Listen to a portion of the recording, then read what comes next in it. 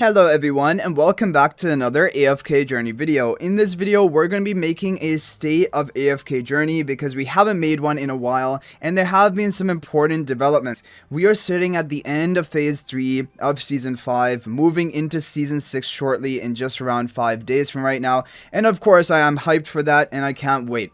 However, there are things and worries people have in the community. Number one is how AFK Journey is sort of shifting towards a homestead focus. Definitely starting season 6, it seems like the homestead is going to be the major focus of the game for newer players with the Dream Delve sort of events or basically I guess game mode that will be happening within homestead. Getting the free Aurora over time and the marketing that's happening. Also, AFK Journey is now available or will be available on Steam, and from that angle they are trying to basically display it as a more homestead home building game. Now that's all well and good if it can bring new players into AFK Journey. That is a great thing. However, one thing people are worried about is that it seems like there isn't as much focus on the content for the later game players or the veteran players.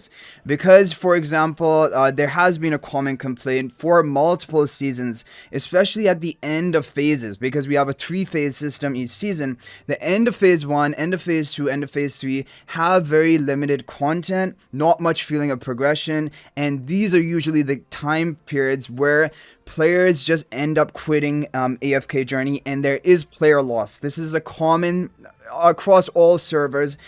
You will have noticed, whether it be guild members going inactive, friends on your friend list going inactive, it usually occurs at the end of a phase, and then usually they never decide to come back to AFK Journey. So one thing that I think is really important for AFK Journey going forward is to have more content, like a sort of priority on making content for end of phase specifically, or just overall shortening phases and shortening a season from rather than being 4 months to maybe 3 months.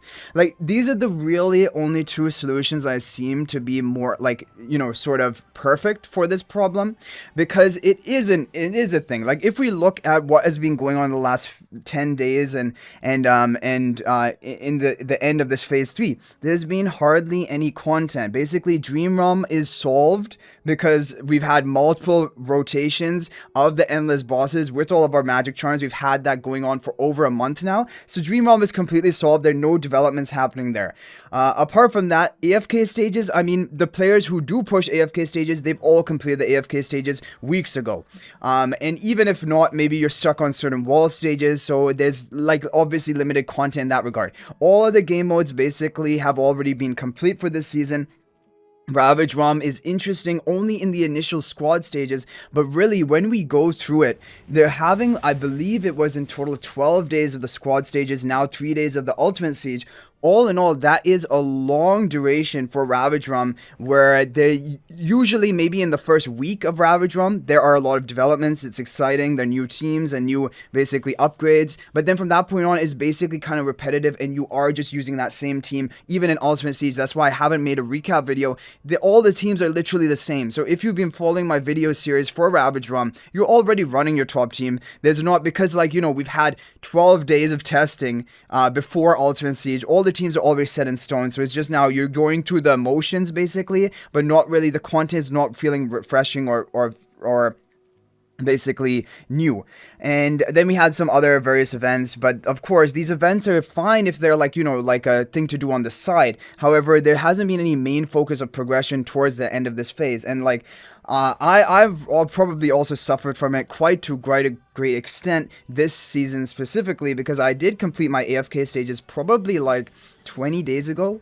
Over 20 days ago, so really I've had very limited things to be doing, and even for me as a content creator, it is difficult for me to make content at the end of phases, and specifically at the end of phase 3, which is, I feel like, the biggest like sort of fall off period for players. But of course they have to participate in Ultimate Siege and Ravaged ROM, but basically they're kind of checked out of the game other than just logging in, doing that attack, and then because it's like you're just waiting for the next season to begin.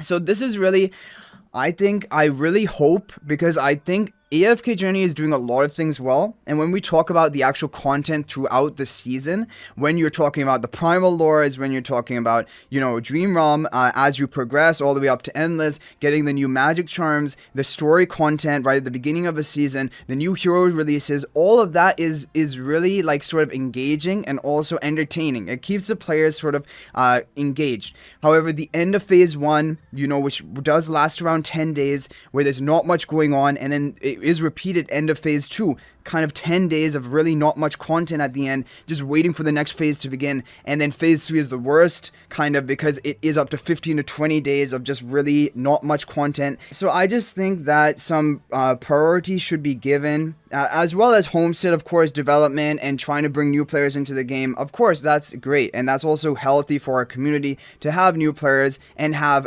basically another engaging game mode, which is Homestead.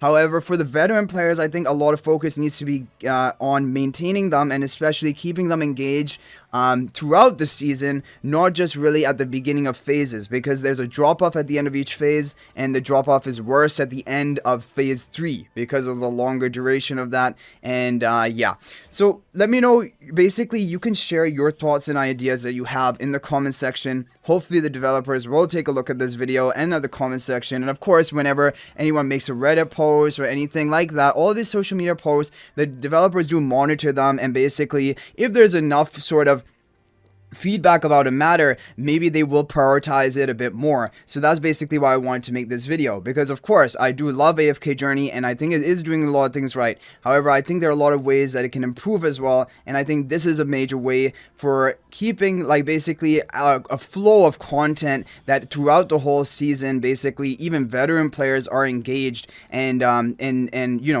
like they basically like to interact with the game rather than feeling like it's a repetitive sort of task and end up just leaving the game.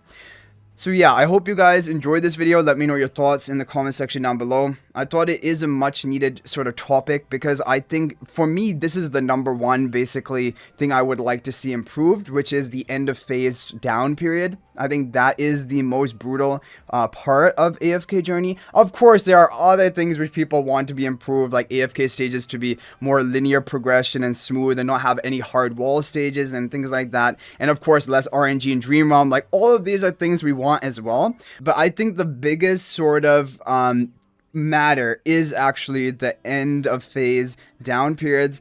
Some people are fine with it and they take their break and they come back refreshed. However, I feel like for majority of players, when there's just not things going on, they just end up getting more and more disconnected from the game, and then eventually it's just easier to just say, I'm not going to open it again. So that's the thing. I want hopefully some improvement on that. Some or even not even improvement necessarily, some focus on that, and basically being aware that that is something that needs work upon, because then I think that could be really good. So anyway guys, thanks for watching. That's gonna be it for this video, and if you're thinking about making a purchase in AFK Journey, please use my affiliate link for the official Farlight store. This is the best way you could support me and also gain 5% bonus dragon crystals on your purchase. My affiliate link is in the description of this video and a pinned comment, and you can actually bookmark this link in your browser, and whenever you're planning to make a purchase, just return to the bookmark link and make your purchase.